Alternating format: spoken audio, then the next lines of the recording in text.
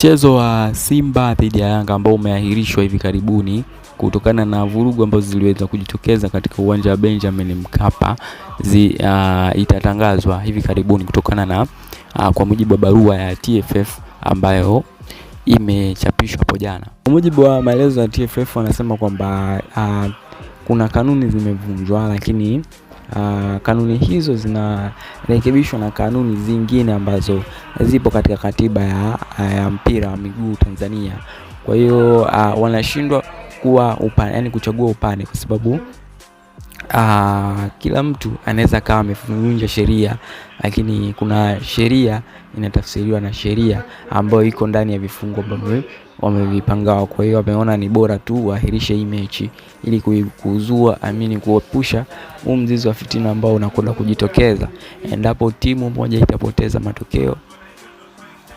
Kutakuwa na maneno mengi, maelezo mengi ambayo yatazungumzwa kutokana na watu kukosa matokeo. Watasema kwamba labda ni zile vurugu na nini na vitu vingine kama hivyo. Kwa hiyo wameona ni bora watumie busara hiyo kuahirisha mchezo huo na kupanga tarehe nyingine ambayo itachezwa mechi hiyo.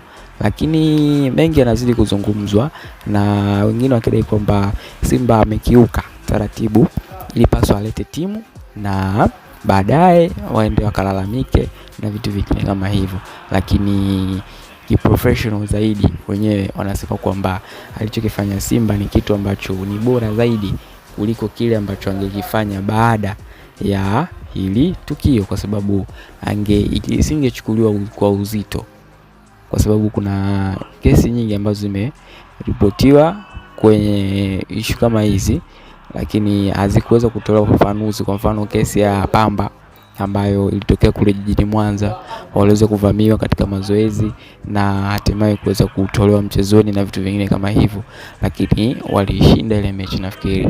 Kwa hiyo unaweza kuona hakuna hatua zozote, hatujawahi kuona statement yoyote ambayo imezungumzia ile jambo kwamba kuna 1 2 3 ilitokea hivi na hivi, kwa hiyo suluhu yake ni hii na hawa watabidi wawajibike kwa namna hii. Kwa hiyo Simba wameona ni opportunity kwao kuwafundisha uharaka wa kufanya maamuzi. TPBL inaitwa TPLB ya Tanzania, ili kuwa haraka, kuwa shapu katika kufanya maamuzi yao ambayo wamekuwa malalamiko ambayo wamekuwa akiletwa yasikae sana, wao wana hatua kali.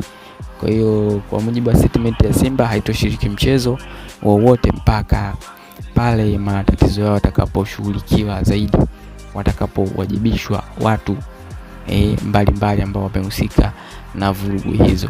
Sakata bado ni bichi, tutaendelea kukuletea info hapa NNTV. Asante kwa kusubscribe. Bye bye.